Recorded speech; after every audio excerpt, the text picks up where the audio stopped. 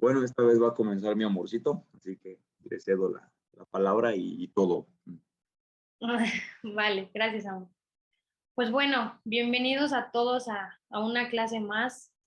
Antes que nada, quiero comentarles que el día de hoy cerramos la primera serie, por así decirlo, que trató de Evangelio. La verdad es que fueron clases muy increíbles en donde el Señor sin duda se manifestó de una manera muy hermosa y espero que lo haya hecho en los corazones de cada uno de ustedes y los que apenas se van conectando, que sea de la misma manera. Em, Algo que también quiero comentarles es que estamos armando un canal de YouTube en donde van a estar prácticamente todas las clases. Ahorita ya están 2 arriba, y nos faltarían otras 2. Y de hecho lo estamos dividiendo por series en donde ya están las listas de reproducción separadas para que ahí estén literalmente las de Evangelio y pues lo que Dios nos vaya guiando para compartirles a ustedes. Pero bueno, el día de hoy venimos con ustedes con una pregunta sin duda algo fuerte, ya que es, como bien lo ven en las pantallas, ¿verdaderamente crees en Dios? Creo que esa pregunta, de cierta manera, pues todos podrían decir de cierta manera que sí creo en Dios, ¿no? Porque hasta de nuestra boca ha salido muchas veces el primeramente Dios, gracias a Dios. Son palabras muy comunes que usamos todos, pero aquí la pregunta es, ¿eso nos hace creer en Dios? ¿O qué onda, no? Con el tema de nuestra fe. Así que vamos a iniciar con nuestra base bíblica del día de hoy, que es Efesios. Amor, no sé si me puedas ayudar con la siguiente, gracias. Una antes, eso. Nuestra base bíblica del día de hoy es Efesios 2, 8, 9.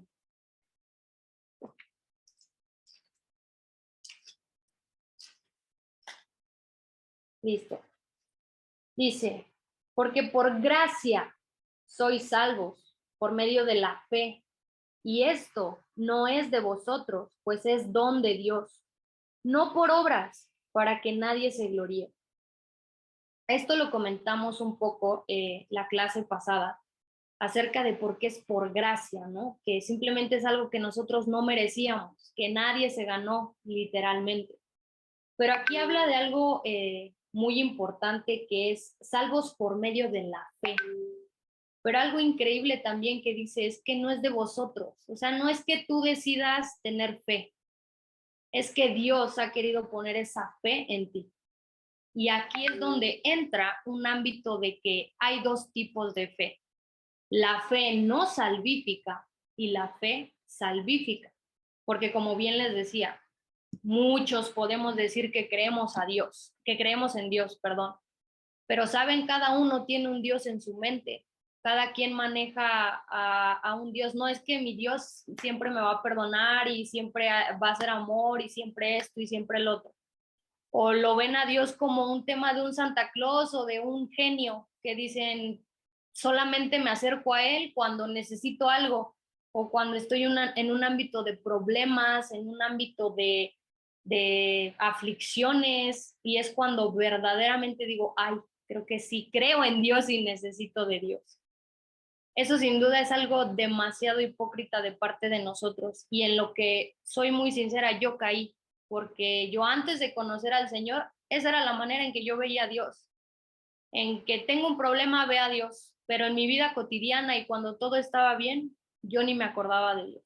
Y podía salir de mi boca un gracias a Dios, un primero Dios, un si Dios quiere, pero muy egoístamente sabía que necesitaba un sí de parte de ese Dios que yo había creado en mi cabeza, en el cual, siéndoles muy sincera, no conocía sus atributos. En el mío solamente era un Dios bueno al 100%, y claro, Dios es bueno al 100%, pero hay que también conocer todos sus atributos y congeniarlos, porque si no te estás creando un Dios que no es y literalmente estás creando ahí una idolatría, ya que no puedes cambiar al Dios de la Biblia, el único verdadero, porque es ponerle o quitarle atributos.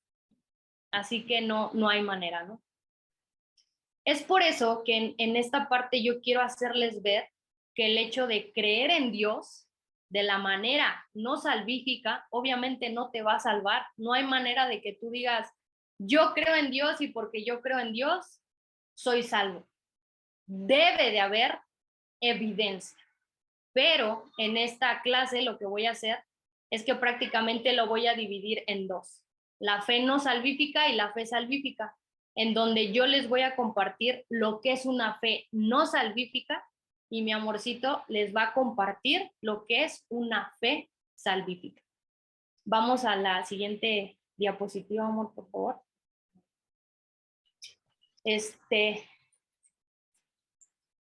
No, vayan ustedes, sí. Perdón. Empezamos con Santiago 9:19.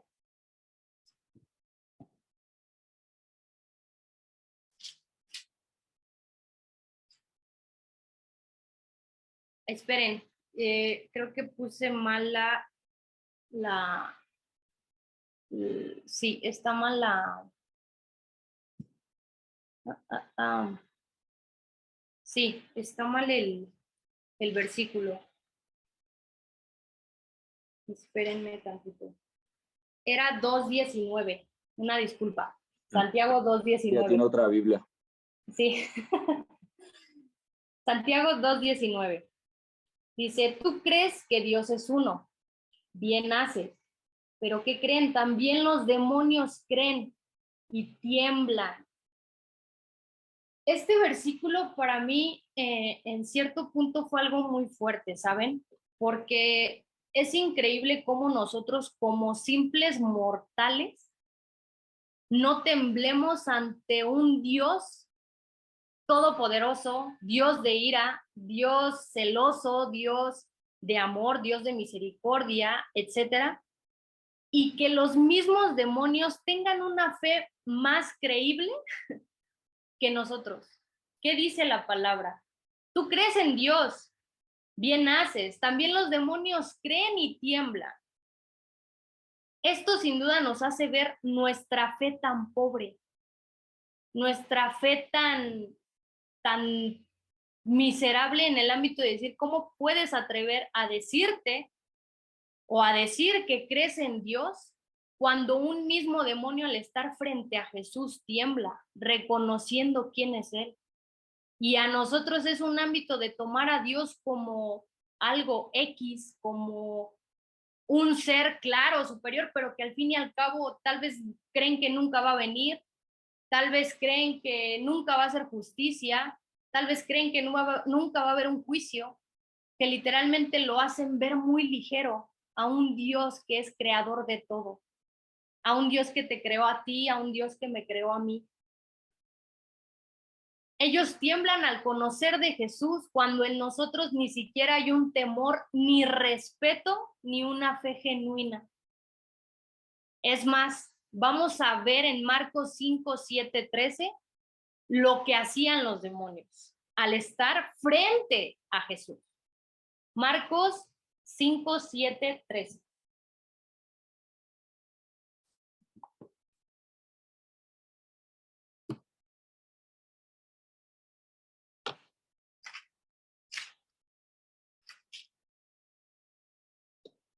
Aquí les voy a poner un poquito en contexto.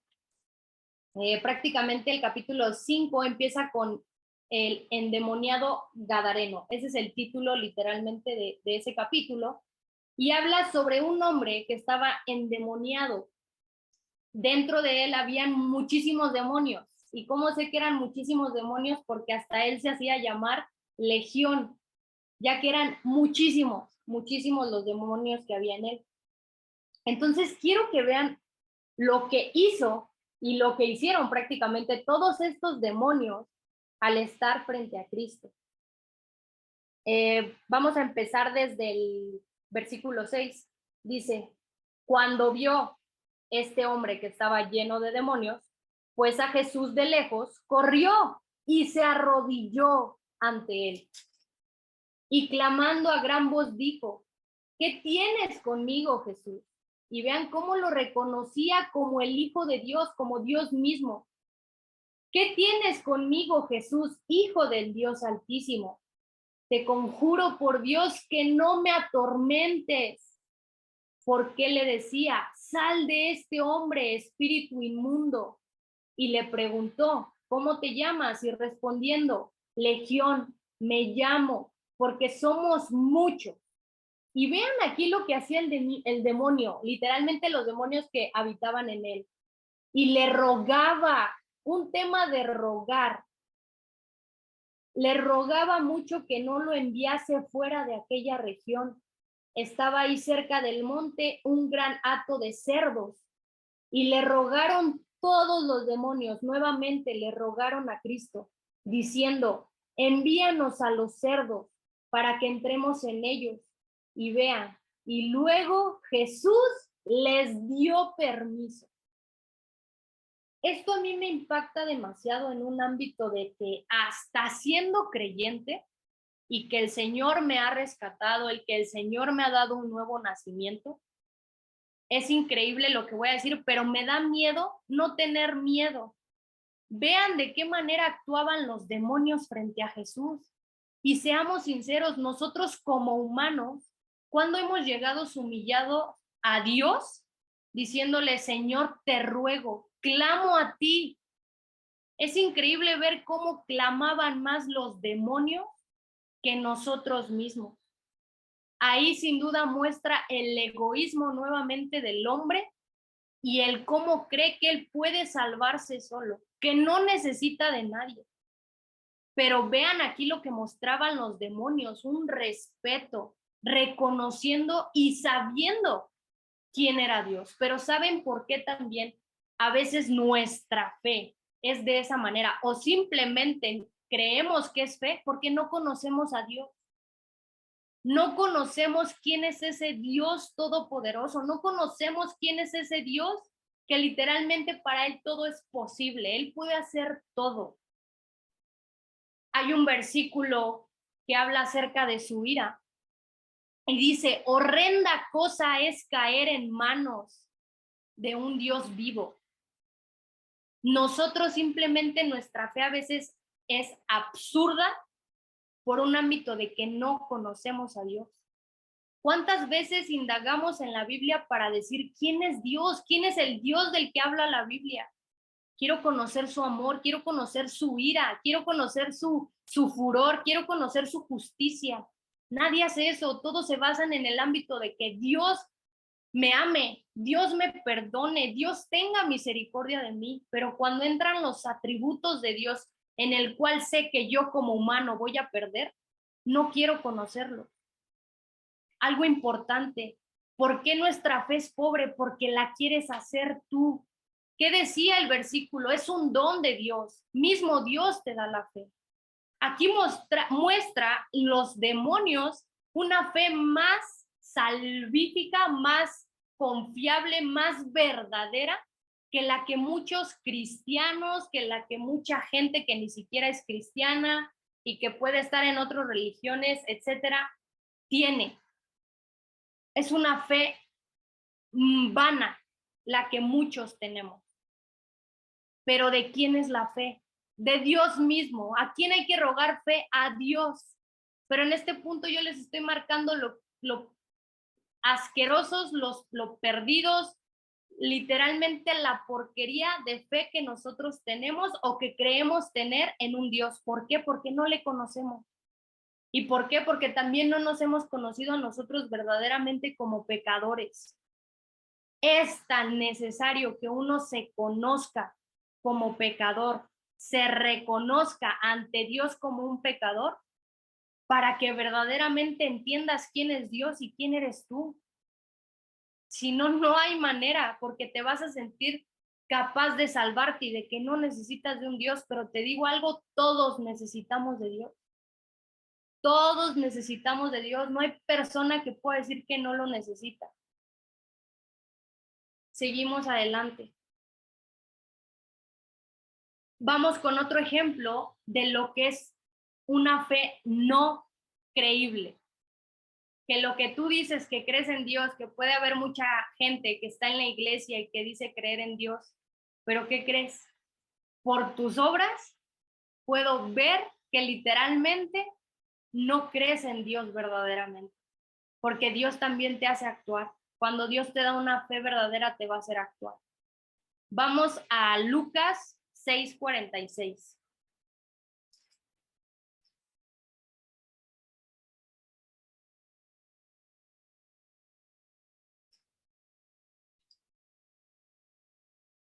Lucas 6:46.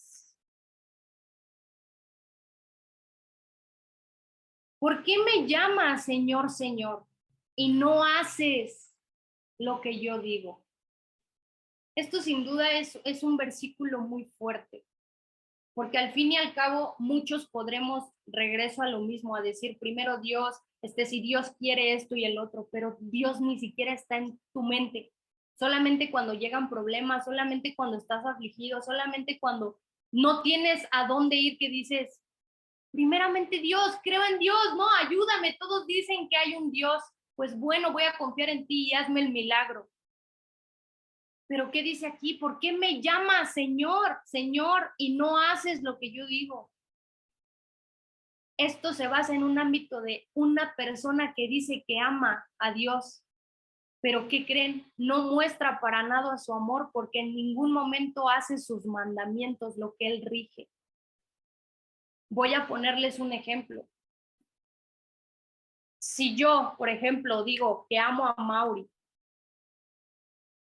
pero no hago un tema de que a él sé que ese tipo de cosas lo hacen sentir bien, ese tipo de cosas le muestran mi amor.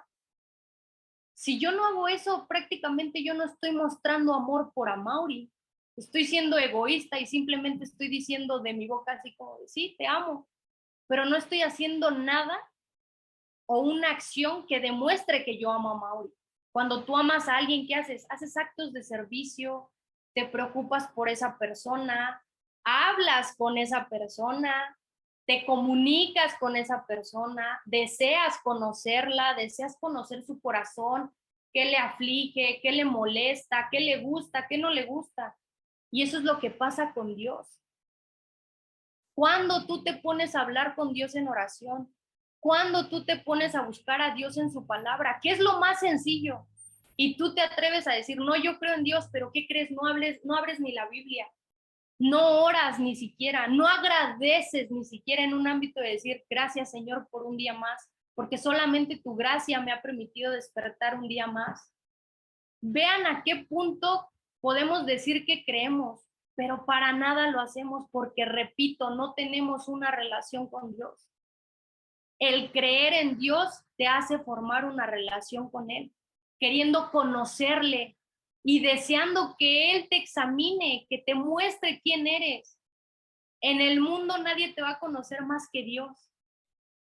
Nadie te conoce como Él, así tú te sientas el mejor del mundo, sientas que no rompes un plato. Dios sabe lo podrido y lo asqueroso que está tu corazón y tú no te atreves a tomar tiempo para estar con Él.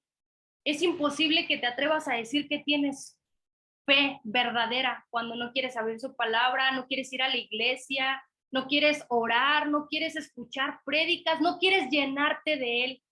Cuando una persona está enamorada, que dices, quiero pasar tiempo con Él, quiero estar con Él. ¿Creen que una fe verdadera no va a querer pasar tiempo con Dios? Es imposible.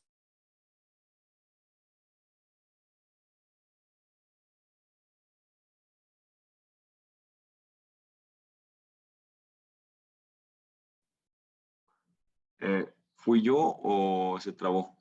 Él me examine, yo quiero que Él me cambie, yo quiero hacer su voluntad, deseo hacer su voluntad, deseo hacer en sus estatutos. Eso muestra literalmente aquí, Señor, Señor, ¿por qué me llamas de esa manera si no haces lo que yo digo? Dios siempre va a querer que tú hagas el bien. Y Dios que dice, paga bien, así te den mal. ¿Haces eso? Dios dice, pon la otra mejilla. ¿Haces eso? Dios te dice, perdona. ¿Perdonas de todo corazón? ¿Buscas la solución a ese problema? ¿Te niegas a ti por querer agradar a Dios? Pregúntate y cuestiónate esas cosas.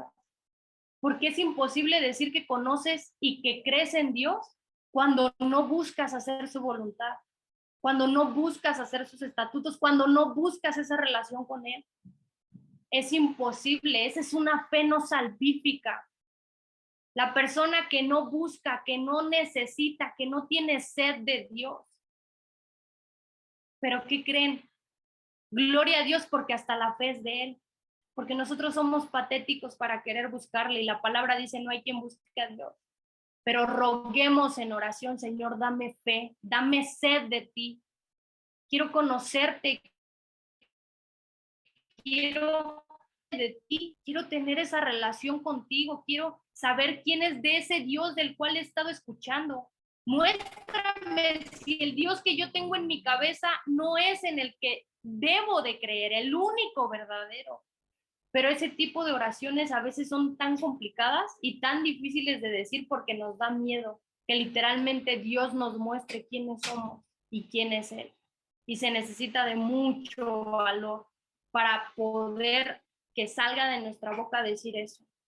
Porque en el proceso va a ser muy difícil, pero la recompensa que es Cristo lo vale completamente. Seguimos. Ahora vamos a Juan 14:15.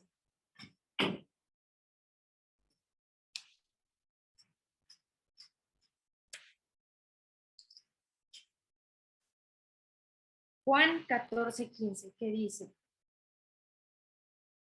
Si me amáis, guardad mis mandamientos. Regresamos a lo mismo. Uno por amor busca agradar a la persona amada. Si tú dices que amas a Dios, que crees en Dios, ¿dónde está buscar ese ámbito de agradarlo, de hacer lo que Él te pide, de hacer lo que Él manda?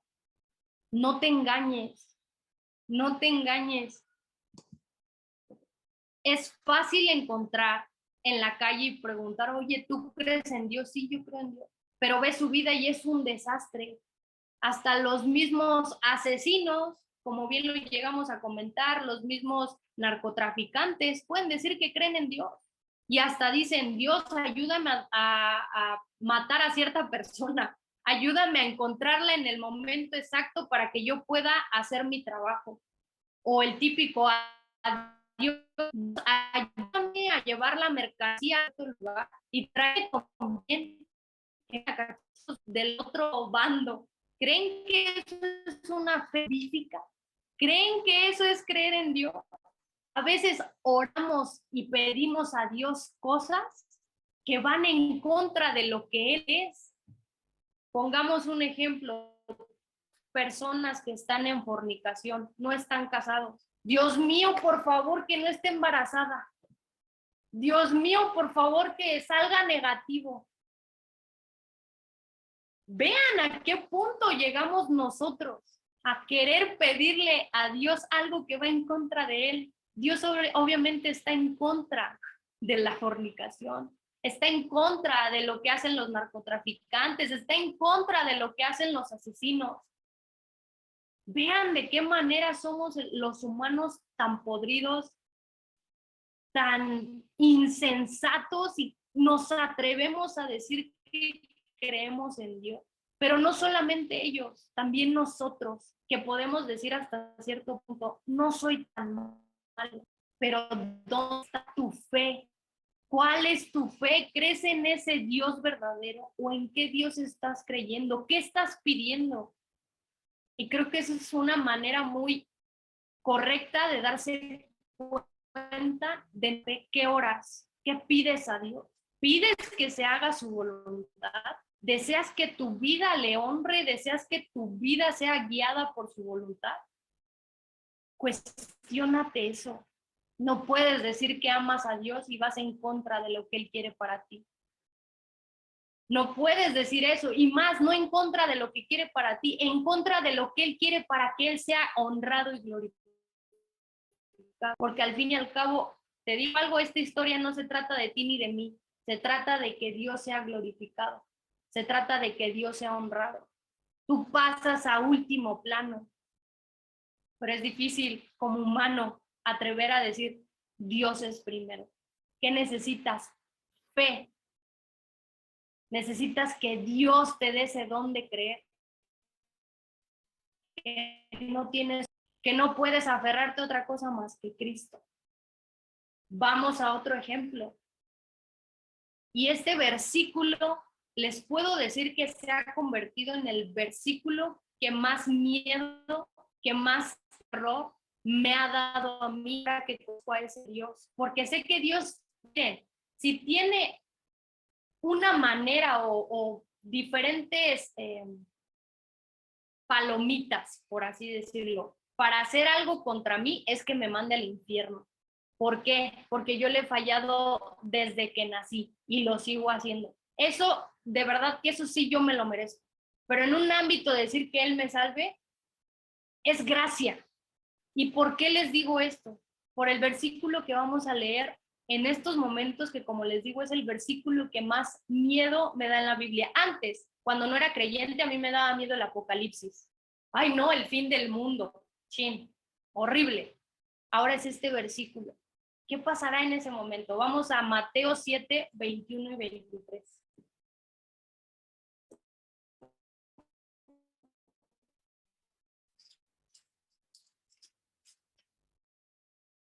Y ven el título que tienen esos 3 versículos. Nunca os conocí. Qué fuerte empieza, literal. No todo el que me dice, Señor, Señor, entrará en el reino de los cielos, sino el que hace la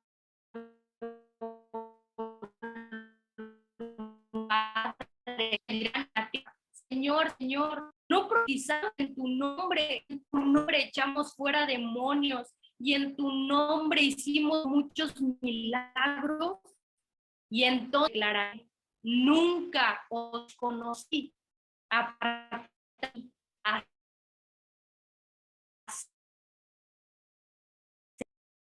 Y saben, dirigido a los cristianos. Por en un pastorado, que por estar sirviendo a la iglesia de alguna o de otra manera a Dios, ellos ya son salvos. ¿Y qué dice aquí? No profetizamos en tu nombre, echamos fuera demonios, en tu nombre hicimos muchos milagros. Pero ¿saben qué? Esas son personas que buscan vanagloria, que no lo hacen para la gloria de Dios, que dicen, ay, sí, yo creo en Dios, esto y el otro. No, es para que ellos sean vistos. Es como a Mauri y yo que estuviéramos haciendo tal vez estas clases, estos discipulados, para que nosotros fuéramos vistos. No, es para que Dios sea exaltado, Dios sea glorificado. Y ahí es donde verdaderamente mucha gente debe de hacerse la pregunta, ¿por qué predicas? ¿Por qué sirves en la iglesia? ¿Para ser visto? ¿Por qué compartes el evangelio? ¿Porque sabes mucho, conoces mucho? Todo debe de ser para gloria de Dios, por agradecimiento a Dios, a lo que Él ha hecho y que nunca vas a poder terminar de agradecerle. Y aparte ni siquiera lo haces tú, es el Espíritu el que te mueve a hacerlo. El Espíritu habla, el Espíritu te usa. Ni siquiera eres tú hablando, ni siquiera eres tú predicando, ni siquiera eres tú sirviendo. Si tú algo sabes hacer, es pecar, es ir en contra de Dios. ¿Ven por qué es muy fácil caer en un ámbito de creer que estamos y que somos salvos y que tenemos una fe verdadera? Pero a ver, cuestiónate, ¿por qué hago las cosas? ¿Para bien mío o para la gloria de Dios? Aquí lo que decían estas personas, como lo marcaba Jesús, tal vez, no profetizamos en tu nombre echamos fuera demonios, pero vean lo que le dice Jesús, nunca te conocí, porque nunca lo hiciste por amor a mí, porque nunca lo hiciste para darme gloria a mí. Tú querías ser exaltado, tú querías ser conocido. Y hay muchos profetas, muchos pastores en estos tiempos de los cuales deben de cuidarse y saber qué contenido ven, porque se basan en ellos, en querer llenarse de. Pero ustedes también tengan mucho cuidado y pregúntenle a Dios, ¿por qué estoy aquí, Señor? ¿Por qué quiero compartir el evangelio? ¿Por qué quiero servir? ¿Quiero ser visto? Hay personas que quieren llegar primero al servicio antes de ser salvos. No hay manera. Dios es un Dios de orden y para eso para que tú sirvas en la iglesia, primero tiene que salvarte. Para que tú, conviccionado y entendido, sepas para quién haces las cosas, para Dios, no para ti, no para tu gloria. Es por eso que todos los días es orar, Señor, que se haga tu voluntad, Señor, guíame para hacer tu voluntad. Porque si yo hago es ir en contra de ti nada más. ¿Creen que esta es una fe salvífica? El querer hacer las cosas para ti, para que tú seas visto, para tu gloria. Pero esto se cambia conociendo rogando que Dios te permita conocer su grandeza, su gloria, su santidad, su justicia, su amor, su misericordia. No hay manera de que no llegues a esa fe sin que tú conozcas de Dios y sin que Dios abra tus ojos, sin que Dios te dé esa fe que salva. Ruega a Dios por una fe verdadera, porque el humano puede crearse fe en cualquier cosa, el tema de que van con los santos, los católicos, el tema de que van a esto, no, solamente es tener fe en ese Dios verdadero. Está pasando algo fuerte que dicen, ten fe. ¿Fe en quién? ¿Conoces a ese Dios en el que tienes que tener fe? No les voy a decir que en el proceso es muy difícil porque van a llegar aflicciones y van a llegar pruebas muy fuertes en donde Dios probará tu fe. Él mismo lo dice, yo probaré tu fe, pero ¿por qué hace esto? Por amor a nosotros, para ver si estás o no estás con Cristo, para ver si tu fe es verdadera o es una fe falsa, como la que hemos estado marcando en estos versículos.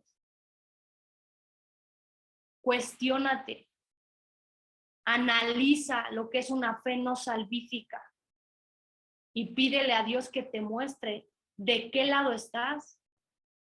Ruega eso. Es de suma preocupación porque aquí no estás hablando de un tema de decir, bueno, pues no creo en Dios ya. Estás hablando de una eternidad en el infierno, una eternidad con Dios mismo. No estás hablando de una temporada aquí en la tierra. El tiempo aquí en la tierra es temporal, pero nadie se preocupa en su muerte. Todos se preparan para muchas cosas, pero dime quién se prepara para cuando va a morir. Estas preguntas son muy fuertes, pero son necesarias y que hacer. Muchos dicen, no, después me arrepiento. No sabes si Dios hoy va a venir a pedir tu alma y no vas a tener tiempo ni de cuestionarte si tu fe es salvífica o no salvífica.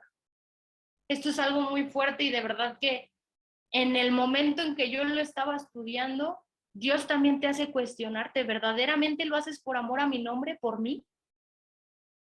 Que espero que a ustedes también los cuestione y les haga ver por qué están aquí. ¿Qué los trajo aquí? ¿Una fe verdadera o una fe que ni siquiera saben de dónde llegó y se la están inventando? Pero bueno, he tocado mi parte de la fe no salvífica y ahora va a entrar mi amorcito con el tema de lo que es una fe verdadera, de la cual ruego y pido al Señor que todos ustedes tengan y que se las dé Él, porque regreso a lo mismo, la fe es un don de Dios que solamente Él puede dar. Amén. Sí, amor. Entonces, bueno, no voy a comentar tu parte porque, bueno, sería saltarme y meterme mucho en el tema, pero bueno, en base a nuestra base bíblica de Efesios, primero que nada, pues quiero hacerles la mención en base a lo que viene diciendo mi amor. Dios es un Dios de orden. en todo aspecto en el cual nosotros nos desenvolvemos. Y aún en el ámbito de fe, existe un orden que la Biblia te marca tajantemente que tú tienes que seguir. ¿Por qué? Porque la fe tiene pasos. La fe tiene paso primero que nada de justificación y salvación, pero después tiene una fe que sigue en un paso de santificación. Y luego la fe se va a un ámbito de exaltación. Para resumírselos en pocas palabras, la fe primera es la que tú estás 100% seguro a través de las escrituras, convencido de que tú has nacido de nuevo y tu paradero eterno es el cielo, una eternidad con Dios. Esa es la primera fe que la Biblia te marca. La segunda fe es reconoces que tú no eres perfecto y estás en un proceso de santificación en el cual tú te haces cada vez más a la imagen de Cristo con la ayuda de Dios, y esa fe es la que te hace obrar. Y la última fe es la que esperas cuando tú ya estés muerto o Cristo venga y tú vas a ser exaltado con él. La fe trabaja en todo ámbito del cristiano. Entonces lo puse de esta manera. La primera fe que la Biblia nos hace referencia que debemos tener para decir si verdaderamente creemos en Dios, como lo dice la pregunta, es una fe salvadora centrada totalmente y única en el Evangelio de Jesús. Y la realidad es de que todos los humanos tienen fe. Pero desgraciadamente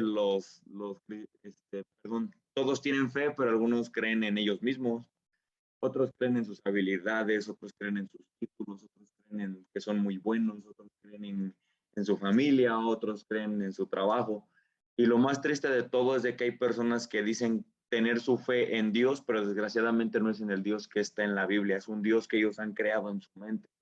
Entonces dices, como bien decía mi amorcito, es idolatría, porque no estás creyendo en el Dios de la Biblia, sino un Dios que tú mismo te has inventado de tu mente y simplemente eres un culturista más. A alguien se le ocurrió que el dios de la luna iba a tener un penacho, iba a ser como de un dragón, iba a hacer esto, y se le ocurrió y ya eso le llamó Dios. Entonces, desgraciadamente, a las personas que a veces decimos que creemos en Dios, pero simplemente lo hacemos así. Ok, yo voy a creer en Dios, pero mi Dios es bien buena onda, mi Dios me da todo lo que le pido, mi Dios es amor, mi Dios es misericordia, y mi Dios es un amor de persona. Ese es mi Dios. Pero cuando lo traemos a la luz de las Escrituras y vemos que no es nada parecido al Dios de las Escrituras, desgraciadamente acabas de crear un ídolo, porque no es el Dios que se revela en las Escrituras. Entonces, vamos a seguir con este hilo de entonces, ¿qué es la fe? ¿Cómo actúa esa fe que podemos decir que es genuina, que verdaderamente es una fe basada y cimentada en este libro que es la palabra de Dios? Y voy a decir unos puntos. Primer punto, la fe verdadera te hará actuar. Esa es la primera fe, pero no actuar conforme a tus creencias. O sea, ¿por qué? Porque volvemos al mismo contexto. Tú puedas tener un Dios que lo has creado a tu propio ahí como plastilina y tú lo hiciste y dijiste, este es mi Dios. Pero también tú mismo le has creado tu carácter. Y ese Dios es un Dios que te echa porras. Tú puedes, sí, tú eres la mejor, tú haces esto, tú cumples tus sueños, yo te voy a ayudar y es un Dios que simplemente está para ti. Cuando aquí la Biblia, al igual que lo dijo mi amorcito, dice, el Dios, la fe es centrada en una voluntad que no es la tuya. Está centrada en la voluntad que está en su palabra. Y ahí pues nos extenderíamos muchísimo acerca de cuál es la voluntad de Dios. Pero para resumírtelo, no tiene que ver contigo. No tiene que ver con tus sueños, tus anhelos, tus metas, tus deseos, lo que a ti te, tus planes de vida, no. ¿Por qué? Porque Dios te diseñó y Dios sabe perfectamente cuál es tu propósito en esta vida. Y si Él sabe que de esa manera tú contribuyes a su voluntad a través del propósito que Él ha puesto, pero que tú simplemente por egoísmo y por no ponerlo en la ecuación, ignoras. ¿Ok? Entonces la segunda, tu fe mueve tus acciones y no las acciones a tu fe. ¿Ok? Entonces, eso a veces de que decimos, pues yo voy a ir a trabajar y pues que sea lo que Dios quiera en el nombre de Jesús. O sea, eso no puede ser así, porque imagínate que preguntar a una prostituta, oye, ¿cómo te fue? Pues no sé cómo me va a ir hoy, pero que sea lo que Dios quiera. Y voy y actúo, o sea, esa fe no existe, esa fe no podemos decir que es genuina, más bien es al contrario. Señor, tu palabra dice que tú estarás conmigo, tu palabra dice que tú esto, tu palabra dice, y eso me hace actuar, que es muy diferente. Que si simplemente yo actúo con base en mis acciones y ahí lo que sea lo que Dios quiera, porque esa palabra no existe, es una blasfemia. Decir lo que Dios quiera y me hago actuar, no, eso es una blasfemia, porque tenemos que hacerlo diferente. Lo que tu palabra dice, porque aquí ya ha dicho todo lo que Dios ha querido decir. No es de que Dios va a hacer una nueva revelación y voy a decir, ok, específicamente para ti voy a querer esto, no. Dios ya dijo en su palabra todo lo que Él quiere en todo aspecto, entonces no podemos decir que va a haber unos nuevos aspectos en el cual Dios va a cambiar de opinión, porque no, toda su palabra está aquí, todo lo que Él ya tuvo que haber dicho. El punto 3 es de que no actuamos para ganar el favor o la bendición de Dios, sino como evidencia de nuestra obediencia y reverencia a Él. Ok, entonces también la verdadera fe de un cristiano no actúa en base a voy a hacer cosas buenas para que Dios me bendiga. O Dios, ayer pues tuviste que le di 2 pesos a la señora, tuviste que le compré esto a esto, tuviste que fui una buena persona, estás obligado a bendecirme. Eso no es una fe que la Biblia marca. ¿Por qué? Porque el favor, las bendiciones y todo lo que nosotros necesitamos en la vida para poder actuar y hacer la voluntad de Dios, no la has ganado tú, la ganó Cristo en esa cruz. Entonces, cuando nosotros actuamos y recibimos cosas de Dios, la fe verdadera no se atribuye nada. La fe verdadera sabe que no es por Él, sino a pesar de Él, del Espíritu Santo de Dios que está trabajando en Él y lo hace actuar. Y eso se lo agradece a Dios, no a Él mismo. ¿Por qué? Porque como dice la Biblia, no hay quien busque a Dios, no hay quien haga lo bueno. Entonces, si nosotros llegamos a hacer algo bueno para Dios, que Él mismo nos dio esa fe para actuar, entonces todo se le debe a Dios. Entonces, hasta en ese punto no podemos jactarnos ni gloriarnos de que, ay, pero ve mi servicio en la iglesia. Yo predico bien bonito porque yo sí me dedico a estudiar como se debe y yo no estoy alcanzando. No.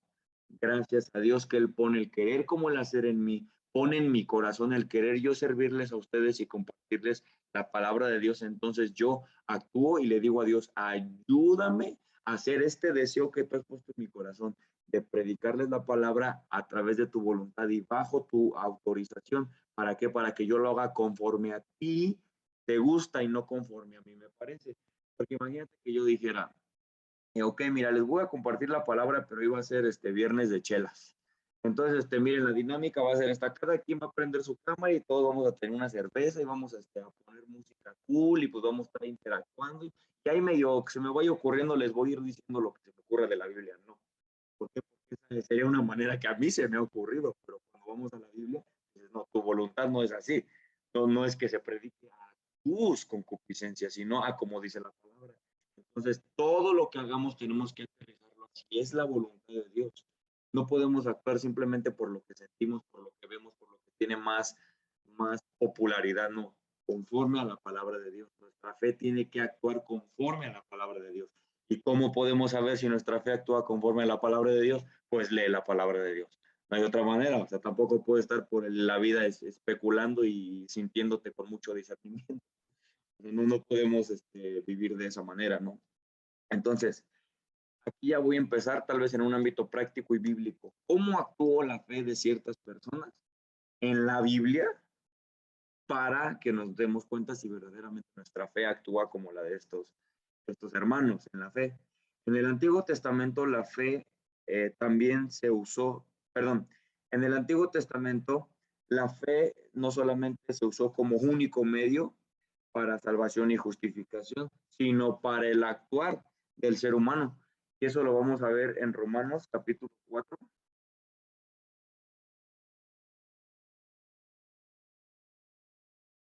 Capítulo 4 y versículo 1. Pero si se dan cuenta y recordarán, versículos antes es donde estábamos explicando Romanos 3, 23 al 30, en donde hablábamos que la salvación del hombre es solamente por fe, porque dice ahí siendo justificados gratuitamente por gracia mediante la redención que es en Cristo Jesús, la fe de creer que lo que Cristo hizo a favor de nosotros nos da la salvación y la justificación. Entonces nosotros no atribuimos nada porque es por gracia. Y si fuera por obras, entonces no sería por gracia, porque nosotros estaríamos actuando para ganarnos esa salvación. Entonces, para ponerlos un poco en contexto, ¿y qué hace Pablo? Pablo dedica los primeros 3 capítulos de Romanos a una sola cosa, condenar a todo el mundo y hacer que todos queden bajo el juicio de Dios, pero obviamente no los podía dejar ahí llorando y sin esperanza. Él presenta el glorioso evangelio de Cristo para que vean cuál es la manera correcta que ellos tienen que actuar en fe para ser salvos.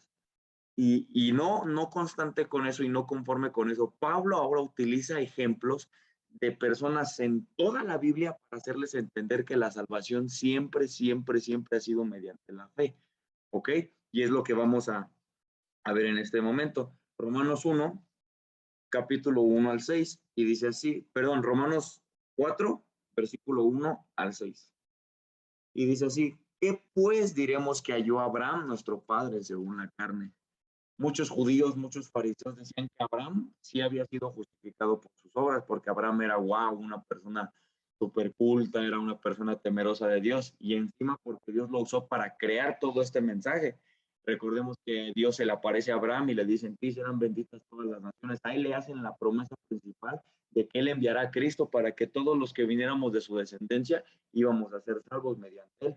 Entonces, por eso es de que los judíos y los fariseos a veces lo ponían hasta por encima de Cristo, ¿no? Así como que tú, Cristo, quieres venirnos y decirnos que tú fuiste antes que Abraham, nuestro padre, y que tú eres mejor que nuestro padre Abraham, así como no digas tonterías. Pues nuestro padre Abraham es el padre de padres, ¿no? O sea, casi, casi él es el que está sentado a la diestra de Dios. Y obviamente Jesús les dijo, no, a él se le hizo la promesa de que yo iba a venir, pero ustedes no lo entienden. Entonces, básicamente para ponerlos en contexto, y viene Pablo y les dice, ¿qué pues diremos que halló Abraham, nuestro padre, según la carne? ¿A qué se refiere aquí según la carne? Pues según sus actos, según sus obras. O sea, ¿qué podemos decir que él hizo como para que Dios se fijara en él? Por así decirlo de alguna manera. Y vean lo que dice el versículo 2.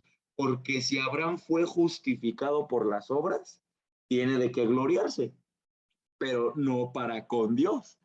¿Ven? Aquí es donde Pablo les está diciendo, o sea, imagínense que Dios, que Abraham fuera una persona muy, muy, pero muy buena, a lo mejor moralmente y éticamente, y se tiene de qué gloriarse. ¿Por qué? Porque tal vez ustedes casi, casi lo están adorando y casi, casi le quieren hacer una estatua.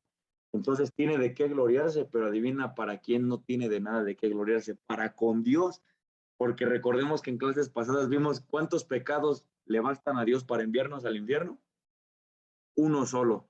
Entonces, en la misma Biblia vemos que Abraham pecó con mentira en diferentes ocasiones.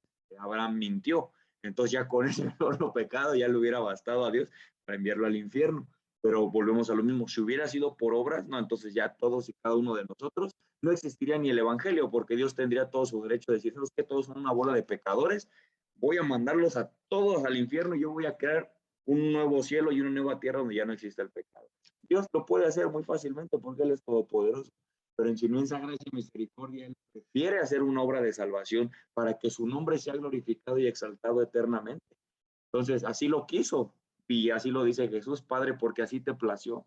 O sea, ya no te recomendaría orar, Señor, ¿por qué lo hiciste así? No, no te recomiendo que te pelees con Dios, vas a perder. Más bien agradece que estás escuchando el mensaje y que tienes esa oportunidad de salvarte y formar parte de las personas que van a estar adorando a Dios eternamente. Entonces, pues seguimos, versículo 3. Porque, ¿qué dice la escritura? Creyó, ahí está la fe, Abraham a Dios y le fue contado por justicia. Recordemos cuál era la justificación. La justificación significa, por ejemplo, cuando dice la Biblia, el justo por la fe vivirá. La palabra justo no significa alguien que sea moral y éticamente correcto. La palabra justo hace a alguien que fue justificado. ¿Qué quiere decir? Como lo dice aquí el versículo 24 del capítulo anterior, siendo justificados gratuitamente por su gracia. Tú no agregaste nada, Dios quiso extender tu gracia a través de la fe, aquí lo dice. ¿Para qué? Para que tú creyendo en esa obra que Cristo hizo, tú eres ahora salvo porque creíste en esa obra que vino a hacer Jesús para perdonar nuestros pecados y ahora esto es lo que a ti te da la salvación y te hace justo frente a Dios. ¿Pero qué dice? ¿El justo por sus obras vivirá? No. El justo porque vaya a la iglesia vivirá, no por su fe. El justo por la fe vivirá, por la fe en que todo lo que él es salvíficamente y justificadamente lo debe a Cristo. Por eso es de que la fe es la justicia de Dios a través de Cristo. Y aquí mismo te lo está diciendo en Abraham, a pesar de que Abraham no conoció a Cristo.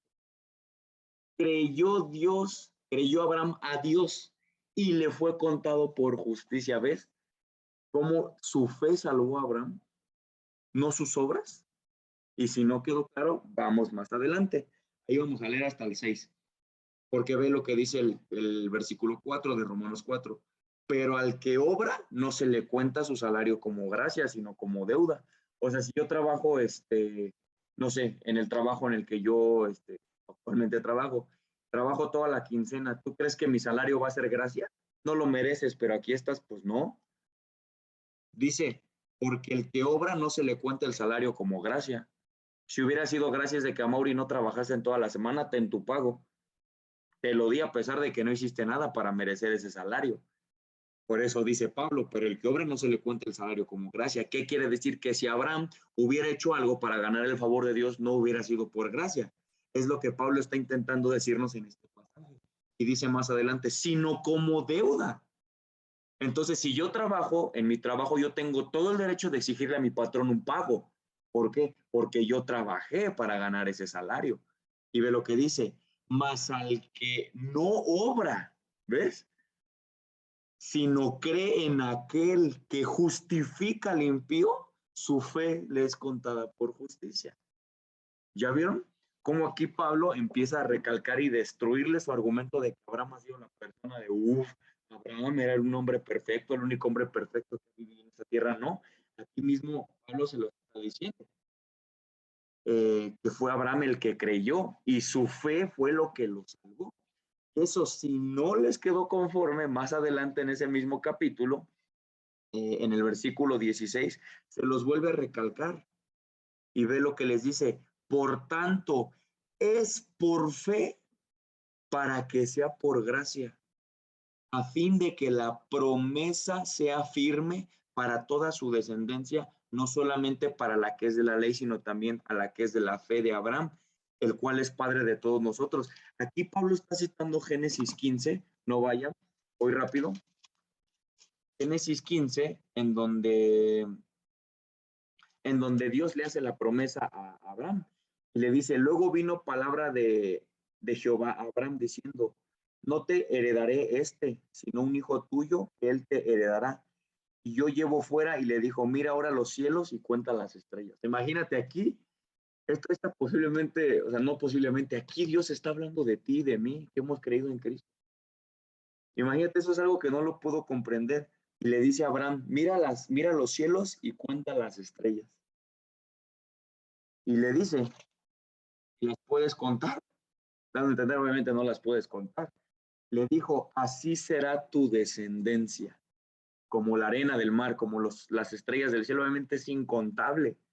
¿Por qué? Porque a lo largo de la historia ha habido personas que han creído en Dios y se van sumando y sumando y sumando y sumando a las personas que creen en Dios, y eso hace que sea como un inmenso cielo de estrellas. Y cada estrella representa una persona que creyó en Dios. Y ahí estábamos tú y yo, desde que Dios se lo prometió a Abraham. Y ve lo que dice el versículo 6. Y creyó a Jehová y le fue contado por justicia. ¿Ven?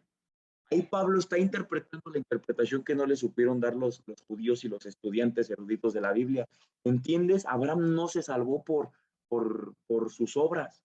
Él también se salvó por gracia y por fe, al igual que tú y yo en estos momentos nos tenemos que salvar. Porque la Biblia es muy claro cuando dice Dios que el intento del corazón del hombre es de continuo el mal. ¿Qué quiere decir? Que desde que Adán y Eva pecó, cualquier hombre que nació a partir de Adán y Eva ya nació siendo pecadores. Ya obviamente Abraham fue una persona que ya nació después de Adán y Eva. Entonces Abraham ya tenía el mismo pecado imputado de Adán y Eva. Entonces pues ya ahí no hay nadie que se hubiera salvado, ¿no? Entonces, ¿y cómo actuó? Vamos a ver cómo actuó esa fe de Abraham. Porque digo, ya Abraham tenía conocido que él se iba a ir al cielo y él iba a ser salvo. Y que él verdaderamente creía en Dios, porque dice, creyó a Dios. No creyó a su propio pensamiento, no creyó a de que, pues toda mi familia cree en Dios, pues yo también no. Él tuvo la gran bendición y dicha de poder hablar frente a Dios. Y dice, creyó a Dios y le fue contado por justicia. Pero vamos a ver en un ámbito práctico cómo esa fe fue actuando en la vida de Abraham. El ejemplo más clásico es que cuando Dios le da un hijo a Isaac, porque le dio muchos hijos, pero el hijo que le dio específicamente diciendo, de este hijo que yo te voy a dar llamado Isaac, va a venir y va a conseguir la fuente genealógica para que de aquí nazca el Mesías, o sea, Cristo, de su hijo Isaac. Entonces imagínate, Abraham era de casi 100 años y su esposa Sara era también de casi 100 años y encima esta Sara era estéril. Por eso cuando Dios le dice a Abraham, vas a tener un hijo, Sara se rió. Así como que ándale, ahorita voy a estar teniendo un hijo. O sea, no sabes que soy casi de 100 años y encima soy estéril. Pero, o sea, Dios le hace entender, o sea, ¿tú crees que hay algo imposible para mí? Y ahí siguió creyendo Abraham a Dios. A pesar de que sus posibilidades humanamente eran de Dios, pues ¿cómo crees? Pues es imposible que yo pueda creerte esto, pero yo te creo, porque mi fe ha sido verdadera y yo creo que tú eres el Dios todopoderoso, que para ti no hay imposibles. Entonces ven cómo aquí actuó su fe y que literalmente el nombre de Isaac significa risa, porque eso da risa. Imagínense, no me imagino a Sara a sus tantos años entrando a ginecología y ahí donde están los niños, ¿no? Y llega y dice, usted es la tatarabuela del niño que van a hacer. No, yo voy a tener un hijo, yo estoy embarazada, ¿no? O sea, a cualquiera le daría risa, ¿no? Ver una viejita de casi 100 años que va a tener un hijo. Pero ya desde ahí las promesas de Dios se vuelven increíbles. Y desde ahí Dios empezó a mostrar a través de la Biblia que Dios es el Dios de lo imposible. En una pequeña muestra, entonces, ¿qué pasa? Esa fue una prueba, la primera prueba que tuvo Abraham en su vida práctica, después de creer a Dios para salvación, que es el paso uno, creer a Dios para salvación y después empieza tu fe práctica. ¿Cuál fue la segunda práctica donde Abraham tuvo que demostrar su fe? Probablemente fue la prueba más fuerte que Abraham tuvo en su vida, en la que Dios se le aparece y prueba su fe, porque posiblemente estaba llegando a un punto en el que Abraham estaba amando más a su hijo que a Dios y estaba irrumpiendo con el primer mandamiento, que es amarás a Dios con todo tu corazón, con toda tu mente, con toda tu alma y con todas tus fuerzas. Y nada tiene que estar por encima de él. Posiblemente Abraham estaba ahí como que ya amando más a su hijo Isaac. ¿Y saben qué pasa? Se le aparece Dios a Abraham y le dice, oye, ve al monte tal y sacrifícame a tu hijo. ¿Eh? O sea, cualquiera de nosotras hubiera dicho en ese momento, ¿cómo crees? No, Dios, no, tú estás loco, ¿cómo crees que voy a hacer eso? Si tú me lo prometiste y aparte dijiste que de este hijo iban a hacer la descendencia, entonces si yo lo mato, ¿cómo vas a nacer la descendencia? Es incoherente lo que tú me estás diciendo. Pero sabes lo que hizo Abraham y por eso Abraham lo llaman el padre de la fe. Imagínate, ¿sabes lo que hizo Abraham en ese momento? Tomó al niño, obviamente no le dijo que lo iba a matar para obediencia a Dios, pero le dijo a Sara, iremos al monte a adorar y regresaremos.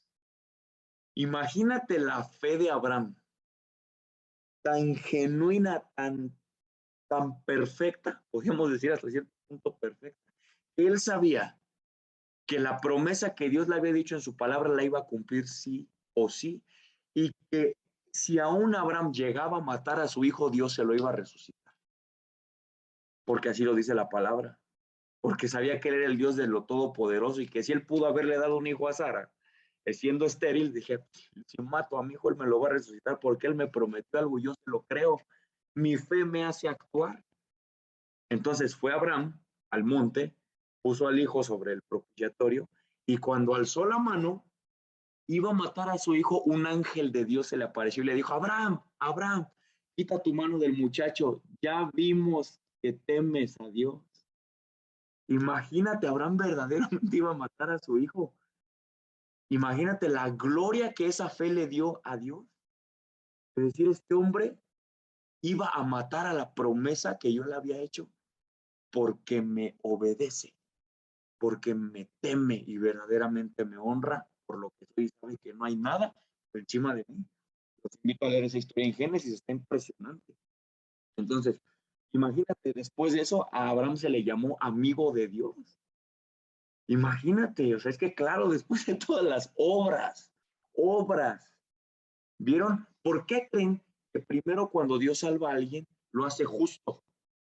Y le dice, no es por obras, para que en toda la vida del cristiano cualquier cosa que él llegue a hacer no le atribuya a su salvación, porque su salvación se le dio en el momento en el que creyó y no se jacte de sus obras para salvación.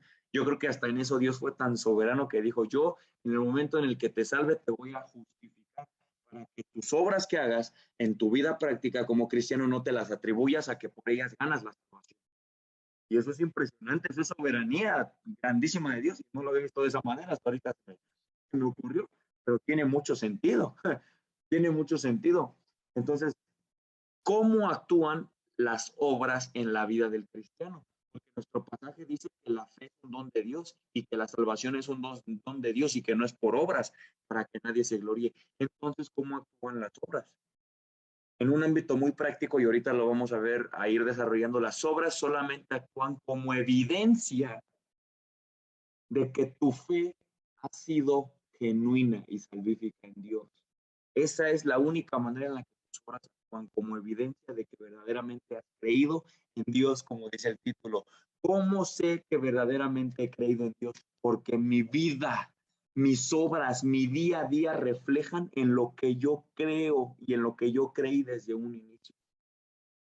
O sea, es como si yo digo, si yo les dijera, yo amo a Cassandra, pues todos dirán, es que Amaury ama a Cassandra.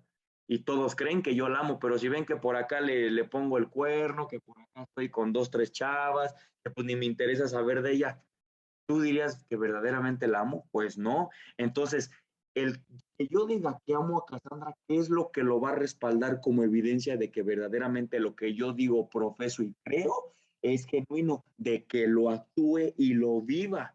De esa misma manera es como actúa la fe en la vida del cristiano y las obras.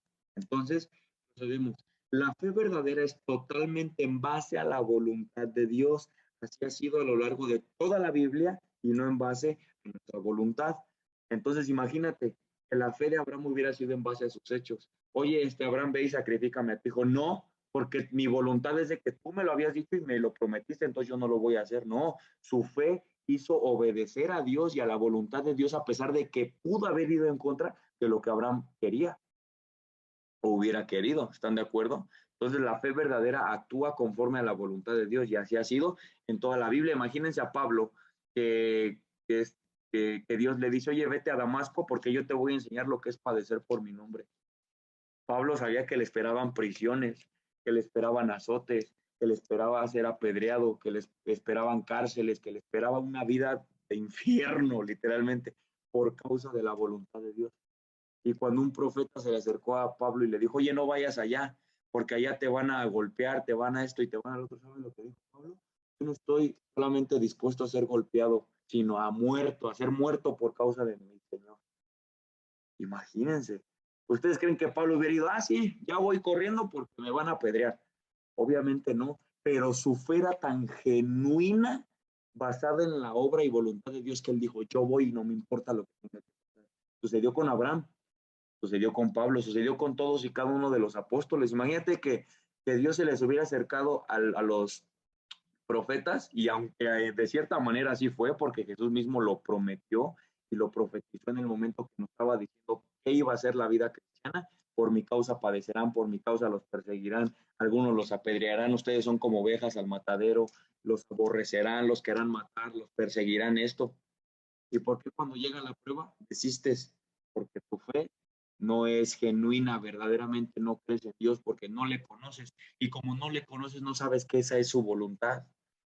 Entonces, ven por qué es importante conocer a Dios y recalcamos nuestra base bíblica de todo el estudio. La vida eterna es que te conozcan a ti. No te canses de conocer a Dios, porque entre más lo conozcas, más vas a incrementar tu fe, tu fe.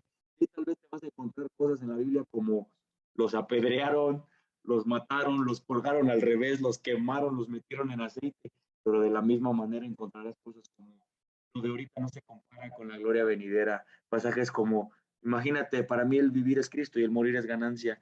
Que el que tú te mueras es el principio de la gloria. O sea, también al momento en que lo conoces a Él, dices, Señor, va a valer toda la pena. O sea, es como un equilibrio perfecto, pero volvemos a lo mismo. Tenemos que adentrarnos para incrementar nuestra fe a través de eso, ¿no? Y entonces ya vimos que la fe verdadera actúa en base a la voluntad de Dios, no en base a nuestra voluntad. Y vamos rápidamente a Hebreos, capítulo 11, versículo 1. Aquí es donde básicamente nos da la Biblia la definición de fe a muy grandes rasgos. Y dice, pues la fe, la certeza de lo que se espera, la convicción de lo que no se ve. Abraham nunca vio a Cristo, que era la promesa, pero él tuvo la certeza de lo que él esperaba y de lo que Dios le había dicho. Sí, tal vez Pablo nunca, pues vio cosas como las que vemos ahorita. Pablo quiso haber vivido en nuestra época porque muchas de las cosas de las que él hablaba, él quería que se cumplieran. que el evangelio se promoviera más, que hubiera cosas, etc. Nunca lo vio, pero él tenía la certeza de que eso pasaría. Así han sido toda la fe de todas las personas en la Biblia. No sabían exactamente qué iba a pasar, pero ellos tenían una certeza de qué iba a suceder. ¿De qué manera no sabemos? Y es una convicción de lo que no se ve. Yo le puedo decir ahorita a Cassandra, oye, tú sabes 100% segura de que el cielo va a ser de esta manera o va a ser del otro. Puedo decir, pues no, porque no sé cómo es, pero ¿qué pasa? Lo esperas con una certeza y con una convicción de que así va a ser, porque crees en quien lo prometió. Esto, yo creo que la definición de la fe en este sentido lo podemos resumir con otro pasaje de Hebreos que dice, mantente firme en la profesión que profesas. Y tú dirás, ¿por qué? Y continúa, porque fiel es el que hizo la promesa. Mantente firme en esa profesión porque es fiel. O sea, ¿ves cómo hasta incluso en las promesas no entra el hombre? Porque el hombre no cumple muchas veces lo que promete. ¿Cuántas veces hemos dicho, ya ahora sí voy a ir al gym, prometo ir al gym? Y ahora sí voy a leer la Biblia todos los días de tal hora a tal hora. Fracasamos. Por eso hasta Dios te dice, mira, no le prometas cosas a Dios y no las vas a cumplir. O sea, la Biblia se toma una parte en decirnos, no prometas nada a Dios, porque Dios nos conoce y dice, mira, prefiero que no me prometas nada, porque sé que no lo vas a cumplir. Porque somos malos y nosotros no somos perfectos. Por eso cuando la Biblia hace esa alusión de mantente firme en la esperanza que profesas, no dice, porque tú eres bueno y tú puedes y tú eres, no, porque fiel es el Cristo. ¿Quién es ese fiel? Cristo. Por eso a Cristo en el profeta Isaías le dice, y será llamado admirable, consejero, Dios fuerte, fiel. ¿Ven? Dios no es como nosotros y eso exalta su santidad. Entonces, ya vimos esa definición. Aquí tal vez un último, tal vez ejemplo, pero que también va muy de la mano con lo que decía mi amorcito, de que a veces los demonios tienen más fe que nosotros. Pues, ¿qué crees? Que a veces no solamente nos ganan en fe, sino en obediencia. Desgraciadamente, a veces los demonios obedecen más a Dios que nosotros. ¿Por qué? Porque los demonios también creen en Dios, pero sin embargo no dejan de ser demonios. Eso también es muy importante. O sea, no porque los diablos tengan fe, significa que se van a ir al cielo. Entonces, ¿de qué fe está hablando la Biblia? La fe en Cristo, los demonios aborrecen a Cristo y como no tienen fe en Cristo, por eso ellos no tienen esperanza y nunca la tuvieron. Tantito, pues porque le declararon la guerra a Dios, ¿no? Ya tantito eso. Y sin embargo, a pesar de que también se opusieron y retaron a Dios, así como nosotros también lo llegamos a hacer, ¿por qué Dios no los salvó? ¿Por qué Dios no les envió un Salvador a pesar de que eran ángeles? Y nosotros que somos simples seres humanos, polvo y ceniza, despreciables de hueso y carne, mortales y frágiles, ¿por qué a nosotros sí nos envió un Salvador? ¿No te sientes muy privilegiado de eso? No te cuestionas decir, Señor, ¿por qué yo? Simple gracia y soberanía. No cuestiones a Dios, mejor créele. Y créeme que te vas a evitar muchos problemas. Créele y no lo cuestiones. ¿Ok? Entonces, aquí pues voy a bajarles la moral a todos, me incluyo, porque no solamente los demonios, perdón, no solamente creen, sino que posiblemente obedecen más a Dios que nosotros, que nos hacemos llamar sus hijos. Y como primer ejemplo lo encontramos en Job, cuando Dios tiene una conversación con el diablo y le pregunta al diablo, ¿y de dónde vienes? Ah, pues vengo de rodear la tierra. Y que le dice, ¿has considerado a mi siervo Job, que no hay varón perfecto y recto como él en la tierra? Y pues cuando a esa conversación de que dice, ah, pero pues tú lo bendices porque pues le das todo, él es millonario, pero toca su carne, toca sus bienes, toca su familia y vas a ver si no reniega tu nombre. Y Dios le dio permiso de decirle al diablo, ve y tócalo. Y le dio especificaciones muy claras al diablo de lo que tenía y lo que no tenía que hacer. Dijo, hazle esto, hazlo otro, más su espíritu no lo toques, su alma no la toques. Y el diablo obedeció al pie de la letra, sin dejar de fuera ninguna palabra que Dios le dijo, a pesar de que de alguna manera el diablo volvió a retar a Dios. El ejemplo que ahorita nos acaba de dar mi amorcito, entra Cristo con el Gadareno y los demonios, nos das permiso de ir a los cerdos, y Dios les dice, vayan, y obedecieron. Cada demonio al cual Jesús se le presentaba le obedecía, al pie de la letra. ¿Por qué? Porque sabían quién era. Y te digo, ¿por qué nosotros no obedecemos? Porque no sabemos quién es. Nos sucede lo mismo, exactamente lo mismo que a los demonios. Y ese es el mayor problema de la iglesia hoy en día. No sabemos quién es Dios y no sabemos quiénes somos nosotros. Por eso nuestro orgullo y nuestro egoísmo nos hace sentirnos mejor que Dios. Que Dios tenga misericordia de nosotros porque las cosas no deben ser así. Y que eso nos anime a mejor, miren, callarnos, humillarnos y estar más de rodillas con Dios, diciéndole, ten misericordia de mí, perdóname, tenme paciencia, ten clemencia a mi vida miserable y pecadora, ¿no? Entonces, pues ahí están los dos ejemplos, el de Job y el de los demonios. Y pues básicamente para concluir, nos vamos a ir a un contraste, primero que nada, entre nuestra base bíblica y Romanos 4:16. Vamos a Efesios, nuestra base bíblica, 2. Efesios 2, listo. Pero también a la vez quiero que obviamente sin despegarse de ahí, pongan su otra vista en Romanos 4:16. Ahora sí que no pierdan esa hoja, pero también vayan a Romanos.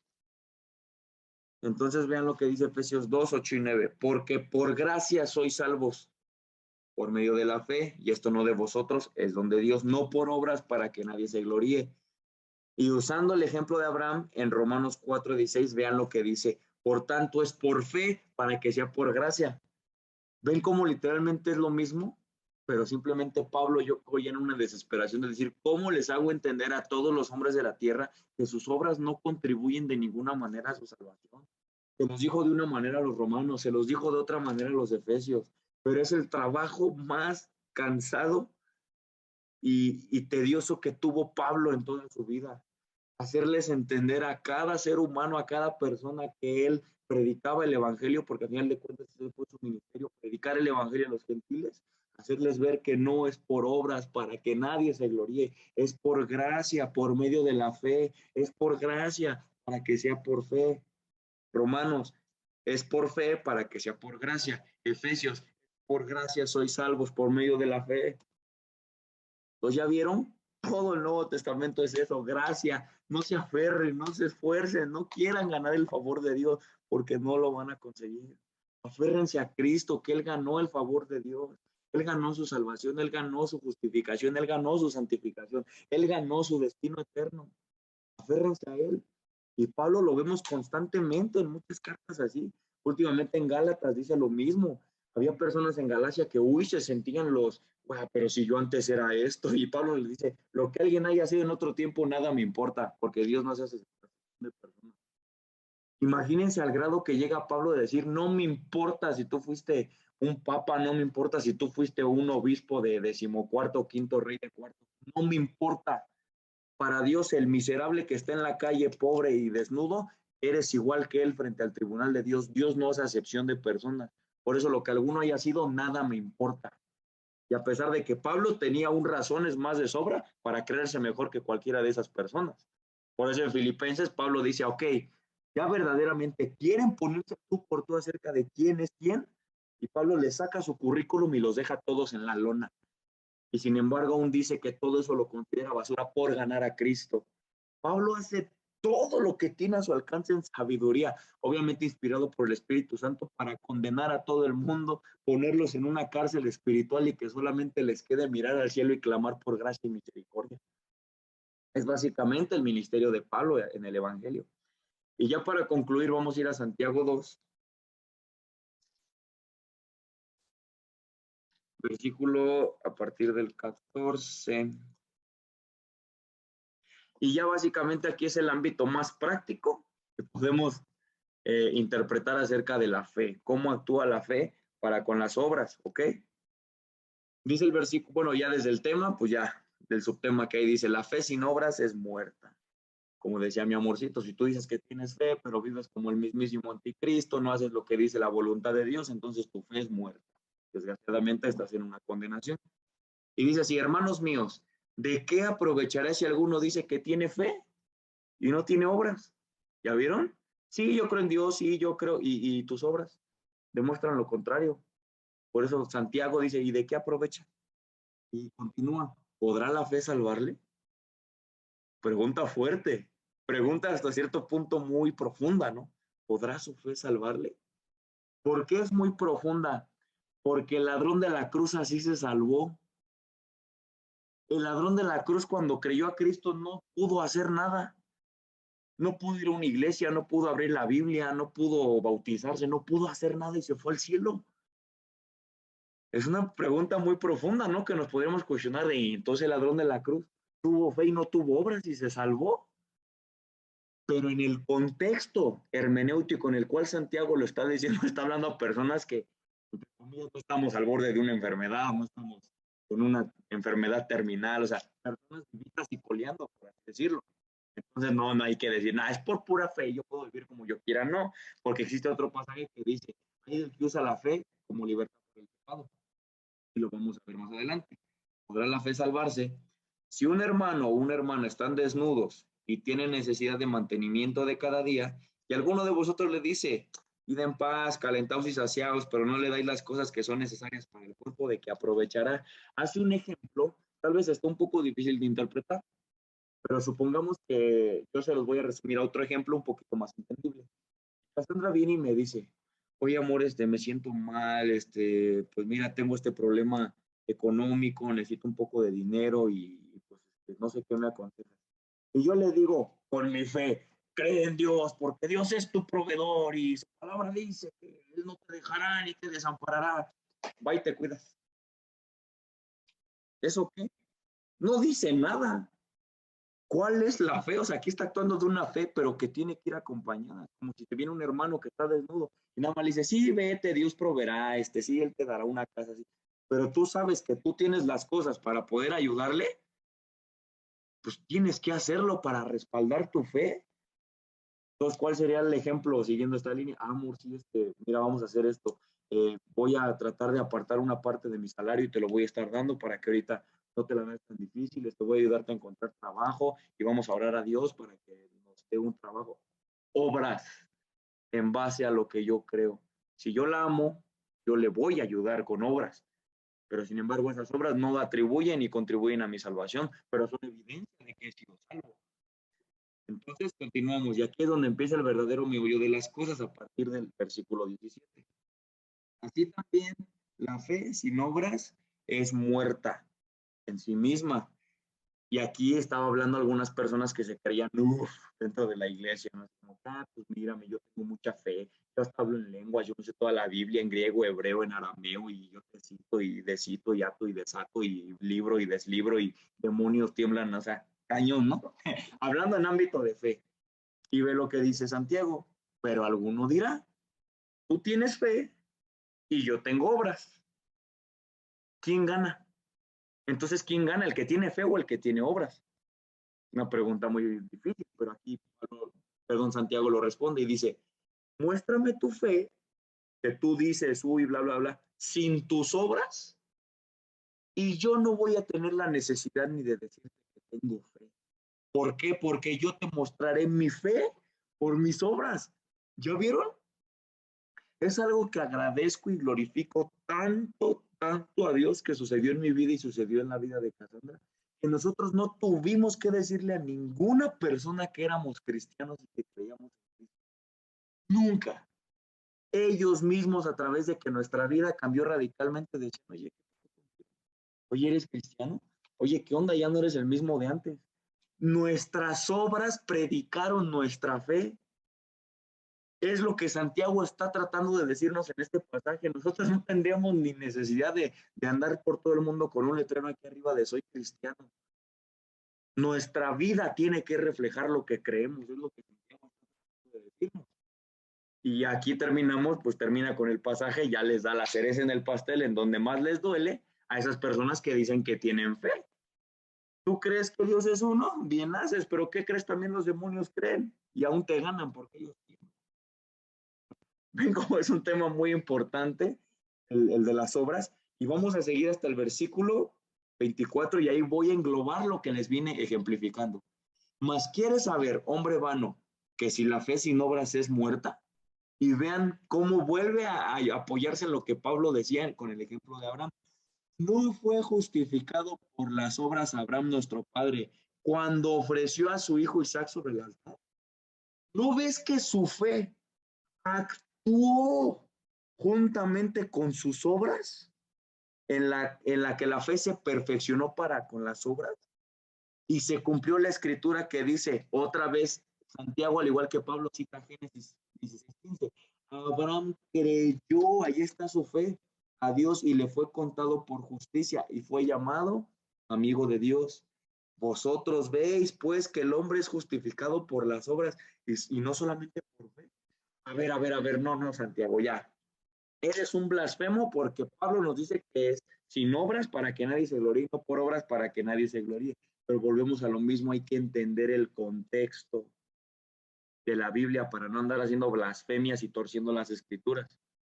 ¿Qué está hablando aquí Santiago? Está diciendo que el hombre es justificado por la fe más las obras, pero las obras no contribuyen nada a la santificación, sino que las obras son la evidencia más clara de tu justificación verdadera. Es lo que Santiago está tratando de decir en este pasaje. No hay que malinterpretar de, entonces, ¿si es por obras o no es por obras? Pablo, tú nos dices que es sin obras, Santiago, que es con obra, entonces hay dos Biblias o hay dos evangelios. No, hay que entender el contexto. Tus obras son señal de que has creído. La prueba más grande de la justificación es la santificación. ¿Y qué es la santificación sin obras prácticas? ¿Ok? Entonces, vamos a ponerlo de esta manera. La fe sin obras es muerta. Si decimos que creemos en Dios, pero no hacemos lo que Él dice en su palabra, amar a Dios, amar a los hermanos, adorar a Dios, ponerlo primero a Él por sobre todas las cosas, actuar con base a sus propósitos y no a los nuestros, desgraciadamente tengo que decirte que tu fe es muerta. Pero si yo te lo digo, no te lo digo para acusarte o para juzgarte, sino porque me preocupo por ti, yo quiero que tu fe sea verdadera. Entonces tú tienes que examinarte a la luz de las escrituras para ver entonces cuál es la fe de la cual Dios requiere para verdaderamente decir que creemos en Dios, como lo dice el título, y que tú al seguir esos pasos bíblicos conforme a la voluntad de Dios llegue un día en el que tú digas con toda la certeza y seguridad, si yo muero ahorita yo voy al cielo porque verdaderamente creo en Dios y yo vivo y actúo de esta manera porque verdaderamente creo en Dios. Entonces, ese básicamente es la clase del día de hoy y sería todo. Muchas gracias por escuchar.